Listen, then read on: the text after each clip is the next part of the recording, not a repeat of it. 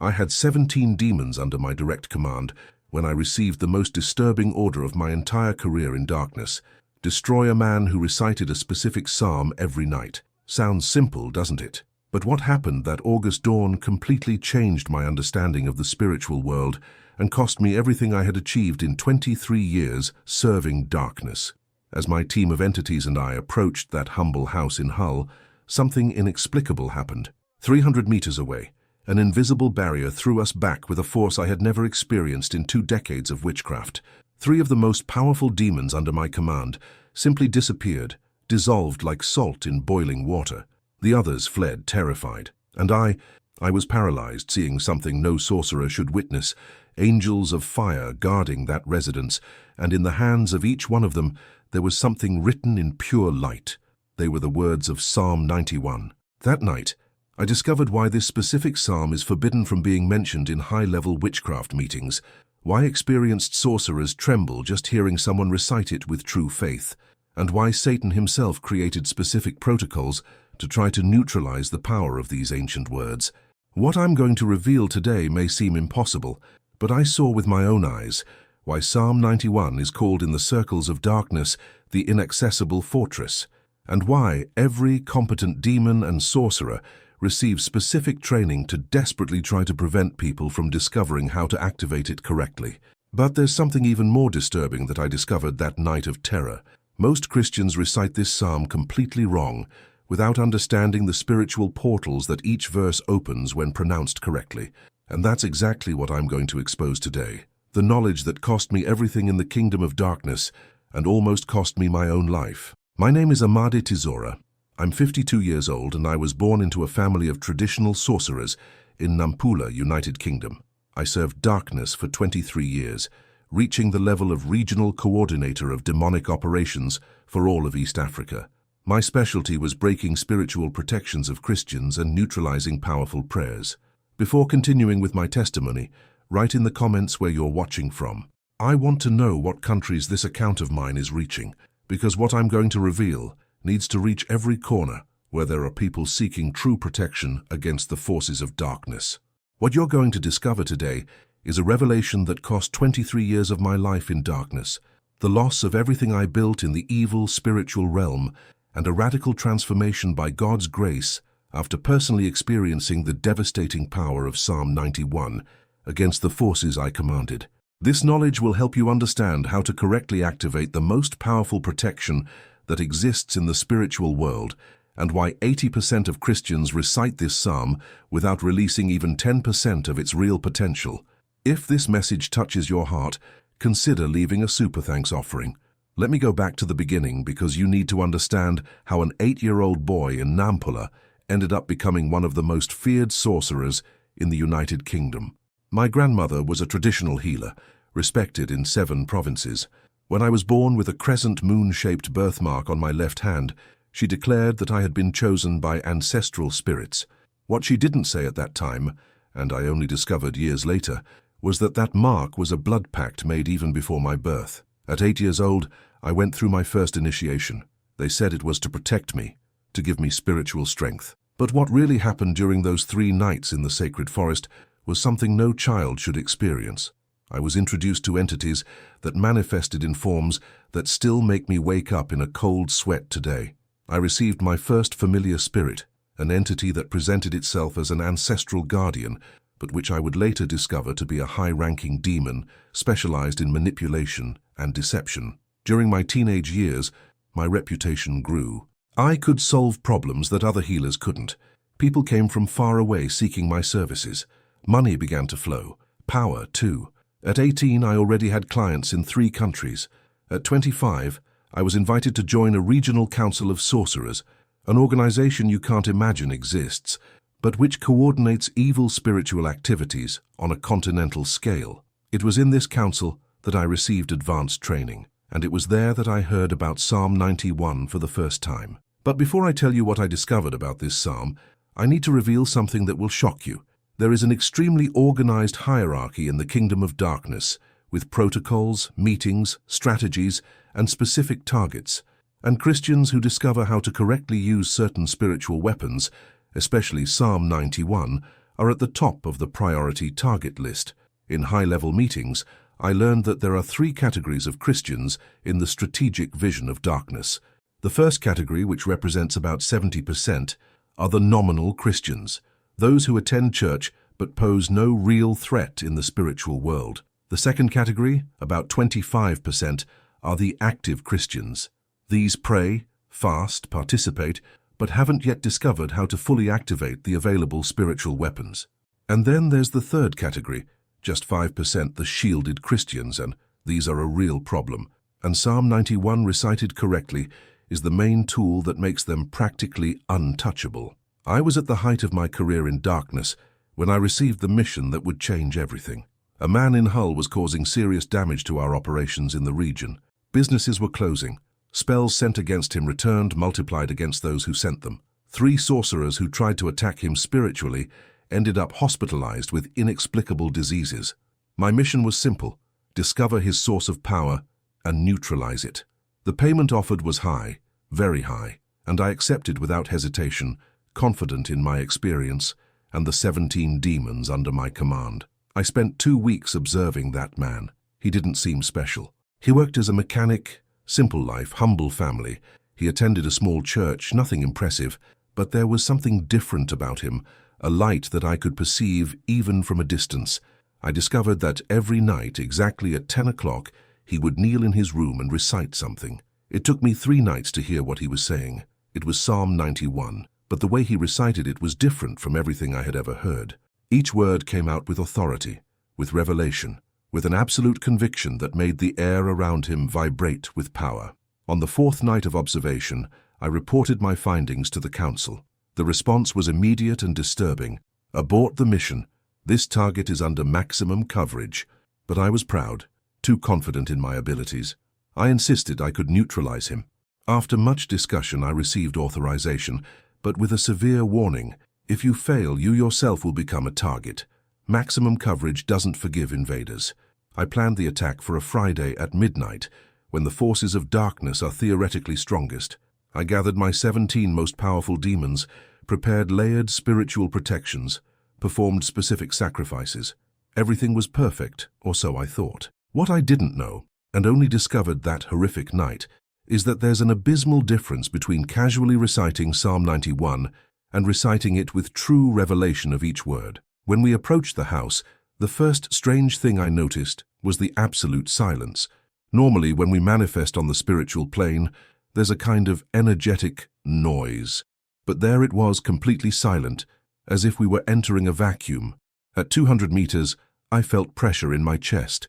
At 100 meters, 3 of my demons began to get agitated, as if they were afraid. And then, at 300 meters still, much earlier than I expected, we encountered the barrier. It wasn't like the normal spiritual protections I had seen and broken hundreds of times. This was something completely different. It was like a wall of liquid light and fire simultaneously, extending from the ground to heights I couldn't see, forming a perfect dome over the entire property. And it wasn't a passive barrier. It was intelligent, alive, aware of our presence. What happened in the next few seconds was the most terrifying event of my life. I tried to use a high-level penetration spell, something that had worked even against protected churches. The moment the words left my mouth, the barrier reacted. A bolt of pure light pierced through my spiritual protection, as if it didn't exist, and hit me in the chest. I felt as if my heart had been crushed by a giant hand of fire. I fell to the ground, and in that moment of agony, I saw something that no sorcerer should witness and survive. The barrier partially opened, revealing what was happening on the spiritual plane around that house. There were angels, not the cute little angels from paintings, but warriors of light so intense it hurt to look directly at them. They were positioned in perfect military formation, each wielding flaming swords. But the most disturbing thing wasn't their presence. It was what each one of them held in the other hand, plates of light with verses from Psalm 91, written in characters that shone like stars. And then I heard the voice. It wasn't human, and it came from everywhere simultaneously. It wasn't hostile, but carried such absolute authority that every cell in my body wanted to bow. The voice said just one sentence: "He who dwells in the shelter of the Most High is beyond your reach." These were the words of the first verse of Psalm 91, but spoken with a power that made 3 of my strongest demons simply disintegrate. The others fled instantly, abandoning me. I stayed there, prostrate, unable to move. I saw one of the angels approach. He said nothing, just looked at me with eyes that seemed to see every sin, every spell, every pact I had ever made. And then he did something incomprehensible. He pointed to the house and allowed me to see for a moment what was happening inside. Before continuing, I want to speak to you who have already tried to fast and felt something was wrong. If you've gone through moments where it seemed your prayers hit an invisible wall, know that this is no coincidence. The spiritual world is real, and many times we are being attacked without realizing it. There are forces that operate against those who try to get closer to God, and the enemy does everything to make your fasting have no effect. That's why I recommend the e-book about the power of fasting and prayer. This material will show you how to strengthen your faith, how to identify spiritual attacks, and most importantly, how to protect yourself against them. It's available for a symbolic price, because what's most important is that you discover the truth. The link is in the first comment. The man was sleeping. He wasn't even praying at that moment, but over his bed there was a pulsating golden light covering, and around the entire room, verses from Psalm 91 were written in light on the walls, ceiling, floor. Not physically, he hadn't written anything, but in the spiritual world, every word of that psalm that he recited daily with faith and revelation had created a fortress so impenetrable that not even an army of demons could cross it. The angel then showed me something even more impactful. He made a gesture with his hand, and suddenly I could see other houses in the city. Some had a faint light around them, others had no protection at all. Some had symbols of darkness glowing like targets. But there were some, few, very few, that had the same type of coverage as that house. And in each one of them, when I could see inside on the spiritual plane, there was someone who knew and used Psalm 91 the right way. I woke up in the hospital 3 days later. Officially, they said I had a heart attack, but I knew the truth. I spent the next 2 months recovering physically, but my mind was destroyed. Everything I believed, the entire power system I knew, had been disintegrated in seconds by a sleeping man protected by ancient words that he recited with faith. The Council of Sorcerers summoned me. For the first time in 23 years, I felt afraid to attend, but I had no choice. At the meeting, I was questioned about what had happened. When I told them about the angels, about the barrier, about how my most powerful demons were destroyed, the silence in the room was sepulchral. Then the oldest sorcerer on the council, a 78-year-old man who commanded operations in 12 countries, spoke. Psalm 91, activated correctly, is the only thing in the Christian arsenal that we have no effective defense against. There are protocols to try to neutralize its power, but none are guaranteed. The main strategy is not to confront those who use it correctly. That's spiritual suicide. The strategy is to prevent Christians from discovering how to activate it the right way. 70% of those who recite this psalm do so ineffectively, just repeating words without revelation. 20% manage to activate maybe 30 to 40% of its power. And only 10%, those who have received true revelation of each verse, activate maximum coverage. Those 10% are untouchable. He then revealed something that left me cold. There are 3 main mistakes that Christians make when using Psalm 91, and we actively work to perpetuate these mistakes through false teachings, distractions, and empty religiosity. As long as they don't discover these 3 secrets, they can recite this psalm 1,000 times a day and never activate even half of its true power. I left that meeting marked. In the world of darkness, failing in a high-level mission has consequences. During the following weeks, I began to be attacked by the same forces that previously served with me. Spells I sent returned against me. Clients stopped seeking my services. Money disappeared. Health deteriorated. I was being systematically destroyed. In desperation, one night, I picked up a Bible that I had confiscated from a Christian client years before. I had never opened it. Trained sorcerers avoid reading the Bible because we know it has power. But that night of total desperation with no other option, I opened it randomly, and it fell exactly on Psalm 91. I started reading. Just reading, without faith, without expectation. But something happened. With each verse, it was as if layers of darkness were being peeled away from me. Tears began to fall uncontrollably. And then, at verse 11, where it says, "For he will command his angels concerning you to guard you in all your ways," something broke inside me. I saw my entire life in a flash, 23 years serving forces that hated me, that only wanted to destroy me, that never gave me anything truly good. 23 years destroying other people's lives, separating families, causing diseases, promoting death.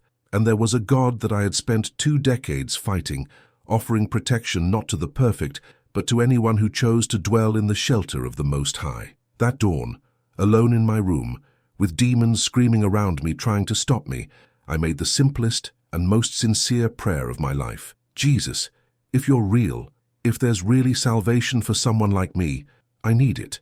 I surrender. I don't know exactly what I expected to happen. Maybe nothing. Maybe immediate judgment for my spiritual crimes. What happened was the opposite. A presence entered that room that made all the demons flee instantly. And for the first time in 23 years, I experienced true peace. It wasn't dramatic like the movies show. There were no lightning bolts or thunder. But something fundamental changed inside me that night. The spiritual chains that bound me to the kingdom of darkness were broken. The following months were a painful process of deliverance and healing. I sought out a church, confessed everything, went through intense deliverance sessions. I lost everything materially, the house, the cars, the blood-stained money, but I gained something infinitely more valuable, freedom. And during this process, I intensely sought to understand Psalm 91. I needed to know what that man in Hull knew. I needed to discover the 3 secrets that the Council of Sorcerers mentioned. It was during a 40-day retreat of fasting and prayer that God began to reveal to me the mysteries behind Psalm 91. And what I discovered completely changed my understanding of spiritual protection. Allow me to share with you the 3 secrets that darkness actively works to hide from Christians. The first secret is about dwelling. The verse says, "He who dwells in the shelter of the Most High." The key word is dwells, not visits. Most Christians treat God like a hotel. They go to him when they need something but don't remain. In the spiritual world, the difference between visiting and dwelling is abysmal. When you dwell, when your life, thoughts, attitudes, decisions are constantly aligned with God, a spiritual frequency is created that attracts permanent angelic protection. But when you only visit, the protection is temporary and weak. In darkness, we can easily identify the difference. Christians who visit God are easy targets. Christians who dwell in him are impenetrable fortresses. The second secret is in verse 4. He will cover you with his feathers. This isn't poetic. It's literal in the spiritual world.